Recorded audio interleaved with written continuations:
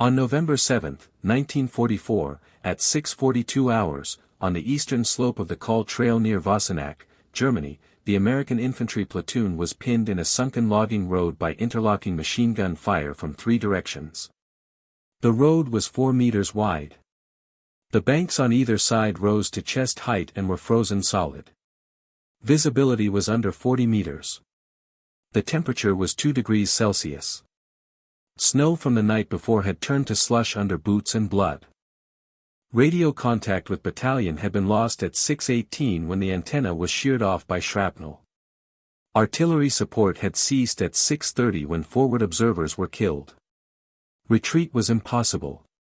The trail behind them was already registered by German mortars. Withdrawal would mean crossing open ground for 80 yards under direct fire. Surrender was irrational.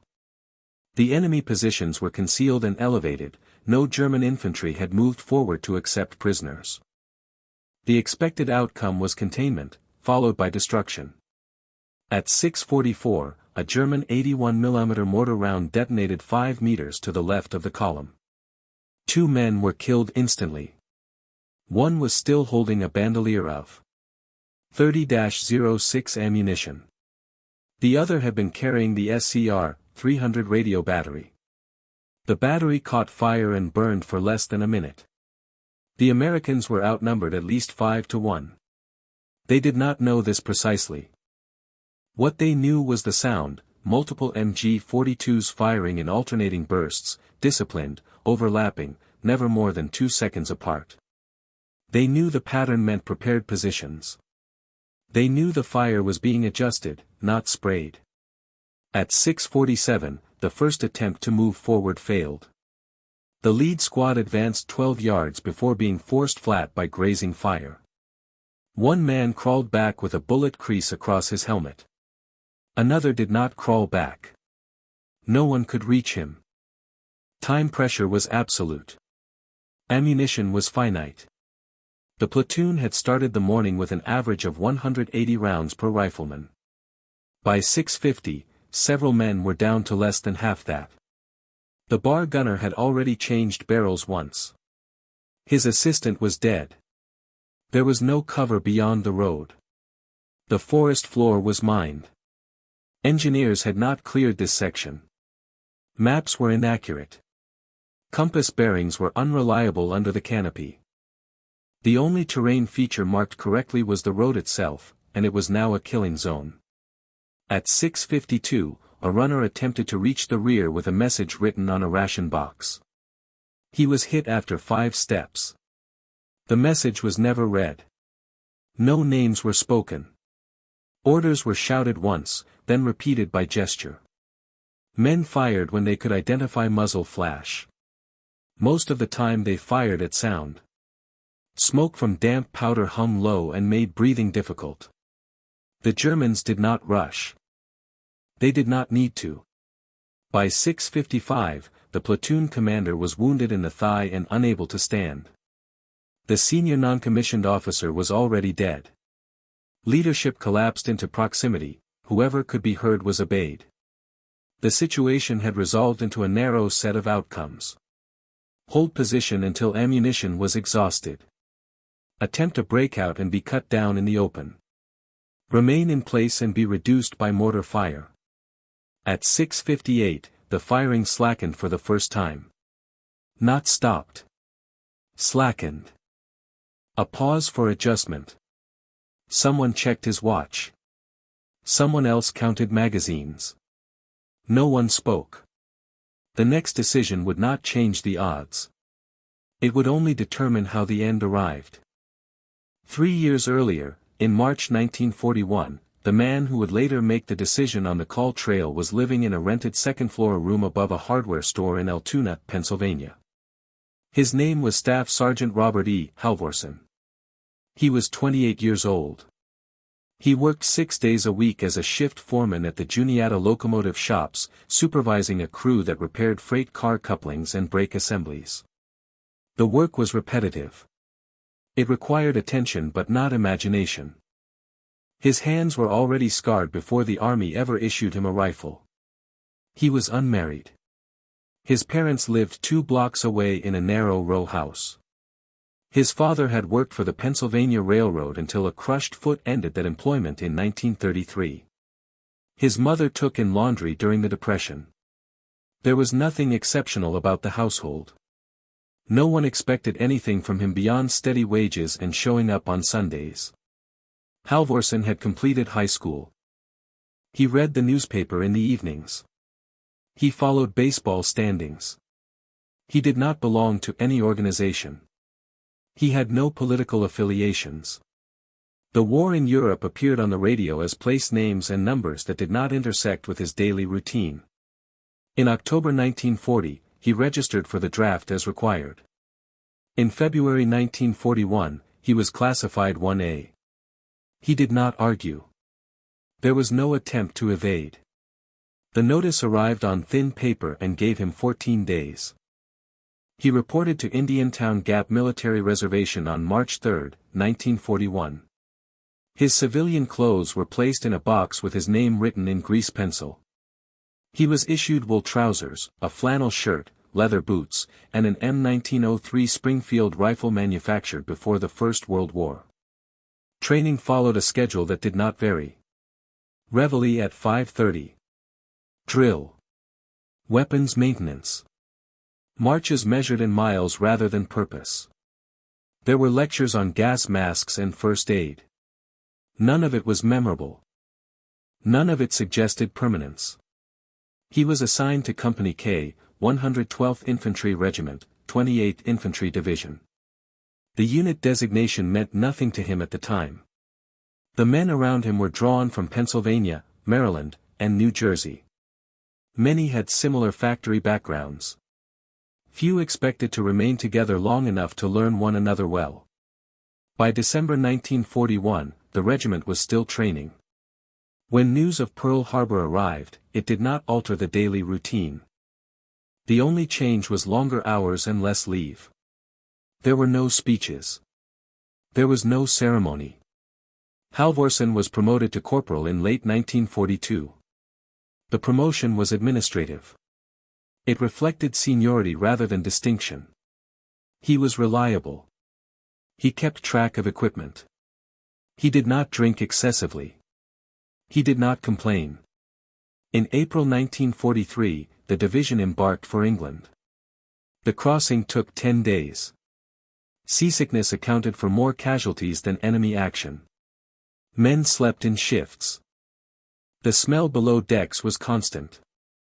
England was rain, mud, and waiting. Training intensified but remained abstract. Live-fire exercises were controlled. Mistakes had consequences but not final ones. The enemy was still theoretical. The first time Halvorsen heard German gunfire was not in Normandy, but during a night exercise when a nearby British unit fired flares without warning. He noted the sound. It was different from American weapons. Lower, faster. He stored that information without assigning it importance. In June 1944, the regiment crossed the Channel. The landing zone was already secured. The men marched inland through villages that had been emptied or destroyed. Civilians watched from doorways. Some waved. Some did not. By July, they were in combat. The war entered his life gradually, then all at once. The 112th Infantry Regiment entered sustained combat in early July 1944, south of St. Lo. The terrain was hedgerow country. Fields measured in yards, not miles. Visibility was limited to the next embankment. Engagements occurred at distances under 30 meters. Fire was sudden and personal. There was rarely warning. Halvorsen's platoon lost 4 men in its first week. None were killed in open movement. All were hit while attempting to identify targets they could not see. The Germans fired once, then displaced.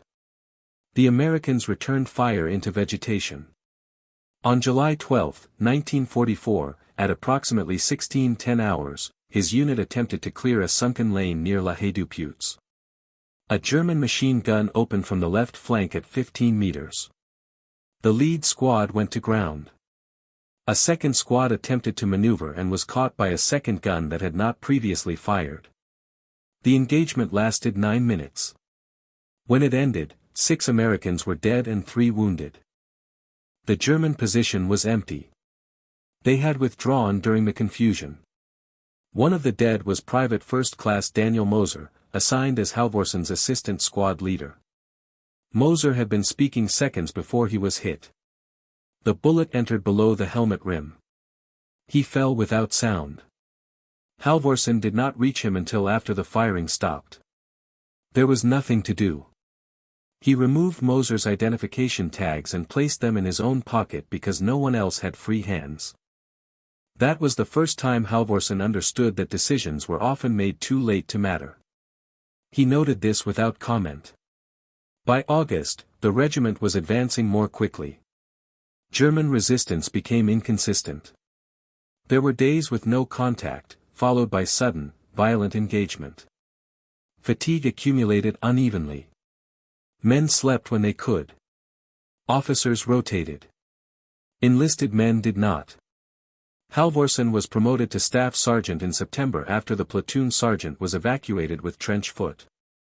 Again, the promotion reflected availability rather than merit.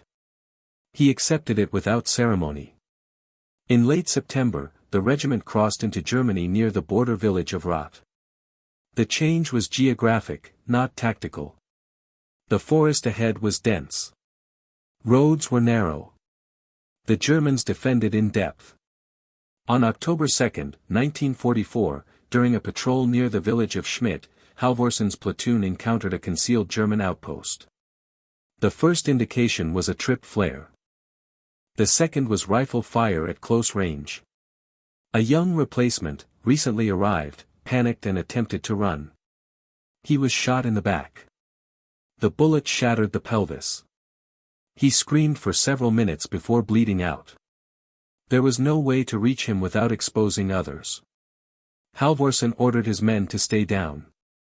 He did not attempt to recover the wounded man. The patrol withdrew after dark. No one spoke during the movement. That night, Halvorsen wrote the incident in his field notebook. He did not justify the decision. He simply recorded the time and location. He noted that attempting recovery would have resulted in additional casualties. From that point forward, he became cautious to the point of rigidity. He emphasized fire discipline. He discouraged movement without cover. He corrected men who fired reflexively. Ammunition was not replaced easily in the forest. By November, the regiment was committed to the Hürtgen forest. The objective was Wassenack. The route was the Kall Trail. The Germans had prepared the ground. Artillery was pre-registered. Machine gun positions were mutually supporting. Mines were placed irregularly, without pattern. On November 6, 1944, Halvorsen's platoon moved into position east of the trail. They dug shallow positions in frozen ground. Picks struck rock and roots. Entrenchment was incomplete. That night, it snowed lightly. The temperature dropped below freezing. Rations were cold. There was no hot food. At 4:30 on November 7, the platoon was ordered forward. By 6:42, they were in the road. Halvorsen recognized the sound of the German guns immediately. He also recognized the pause between bursts. It meant the enemy was not in a hurry. At 6:58 hours on November 7, 1944, the pause in German fire lasted 8 seconds. Staff Sergeant Robert E. Halvorsen lay prone against the right embankment of the Kall Trail, his helmet pressed into frozen mud. His left hand was numb. His right hand held an M1 Garand with 3 rounds remaining in the en-bloc clip. He had not fired in over a minute. He took inventory without moving his head. 12 men were still alive in the platoon. 5 were wounded. 2 could not move. 1 was calling for a medic who had been killed earlier by mortar fragments. No one answered him. The bar was silent. The gunner was dead. The spare barrel lay 3 yards away, unreachable. Two riflemen had expended all ammunition and were stripping clips from the dead. One man was vomiting from shock and exhaustion. Another was laughing quietly and had to be slapped to stop. At 6:59, German fire resumed, adjusted lower. Bullets struck the road surface and ricocheted upward into the embankments. Dirt and ice fragments cut exposed skin. One ricochet entered a man's neck. He bled heavily and was dead in under 30 seconds. Halvorsen crawled 2 yards forward to where the platoon commander lay. The officer's thigh wound had soaked through 2 dressings. He was conscious but incoherent. When Halvorsen shouted, the officer nodded without understanding. There were no orders coming. At 7:01, a German voice shouted something unintelligible from the trees. No surrender was offered. No white cloth appeared. The voice was followed by a burst of automatic fire that cut into the left flank. Halvorsen assessed the terrain again. To the front, the road curved slightly uphill, disappearing into trees after 30 meters. That curve was where at least one machine gun was positioned. To the rear, the trail dropped gently and widened, an ideal beaten zone already under mortar registration. Staying in place meant systematic reduction. The Germans would continue to fire, adjust, and conserve ammunition. They had time. Breaking out meant exposing men to direct fire. But movement would force the Germans to react rather than adjust. At 7:03, Halvorsen noticed something he had not earlier. The German fire pattern on the right flank was inconsistent. Bursts were shorter. There were longer gaps. Either the gun crew was under strength, or ammunition was being conserved. He did not know which. He did not need to. He crawled back along the embankment, touching boots and legs, making eye contact where possible. He did not give a speech. He pointed. Forward. Right side. When questioned, he did not answer. There was no time for explanation. One man shook his head repeatedly. Halvorsen took his rifle and handed him another taken from a dead soldier. The bolt was closed. The clip was full. That was enough. At 7:06, a mortar round landed behind them, closer than before. The Germans were tightening the pattern. Halvorsen waited until the next machine gun burst ended. He counted silently. 1. 2. Then he stood up. He fired twice without aiming, toward the right-hand tree line, and began running forward and right at an angle of approximately 45 degrees. He did not shout. The men behind him moved because he moved. The Germans reacted immediately. Fire intensified. One American was hit after 3 steps and fell face down. Another tripped and did not get up. Halvorsen reached the edge of the road and dove into the trees. He rolled once and fired again, emptying the clip. The rifle bolt locked back. He did not reload. Behind him, 6 men followed. Not all who attempted it made it. At 7:08, the German machine gun on the right flank shifted position. Its fire lifted briefly. That gap was not intentional. It was forced. Halvorsen used those seconds to push deeper into the forest, moving laterally rather than forward. He did not attempt to assault the gun. He knew better than to confuse movement with attack. By 7:10, German fire was split. Some guns continued to cover the road. Others attempted to reacquire targets in the trees. The cohesion of the fire plan was disrupted, but not broken. Halvorsen halted his remaining men after approximately 20 meters. He ordered them down. He redistributed the last ammunition, 27 rounds total among 5 rifles.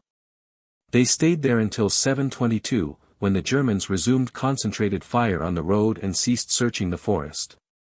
The decision had not changed the battle. It had changed who was still alive. At 8:15 hours on November 7, 1944, German fire along the Kall Trail ceased entirely. The cessation did not indicate withdrawal. It indicated completion. When elements of the 1st Battalion, 112th Infantry reached the road at 10:40, they found no organized resistance and no Americans capable of responding. The trail was littered with expended en-bloc clips, bar magazines, and fragments of SCR 300 radio equipment. Several rifles lay with bolts locked open. Others were bent or split by direct hits. Of the original platoon strength of 38 men, 27 were confirmed killed on the road or its immediate approaches. 6 were wounded and later evacuated. 5 men, including Staff Sergeant Halvorsen, remained uninjured enough to move under their own power. German casualties could not be determined precisely. Blood trails and empty ammunition boxes indicated at least one machine gun position had been abandoned hastily. No bodies were recovered. Later intelligence estimated 2 to 4 German casualties, none confirmed killed. Ammunition expenditure on the American side was reconstructed from recovered clips and issue records. Approximately 4,600 rounds of .30-06 rifle ammunition were fired by the platoon between 6:42 and 7:30. 2 bar barrels were overheated beyond serviceability. 1 light mortar round was fired and fell short. No ground was gained. The Kall Trail remained under German control until November 10, when it was taken at the cost of additional infantry casualties and heavy artillery preparation. Even then, movement along it remained hazardous due to mines and observed fire. The action of November 7 did not appear in division communiques. It did not alter operational timelines. It was recorded in battalion logs as platoon lost under heavy enemy fire. Staff Sergeant Halvorsen submitted no after-action report. He was questioned briefly by an officer from regiment who asked him to describe how many men had escaped. Halvorsen answered with a number. He was not asked how. Later that day, replacement personnel were assigned to fill the gaps. They were issued equipment salvaged from the dead. The platoon designation remained the same. By nightfall, snow began again.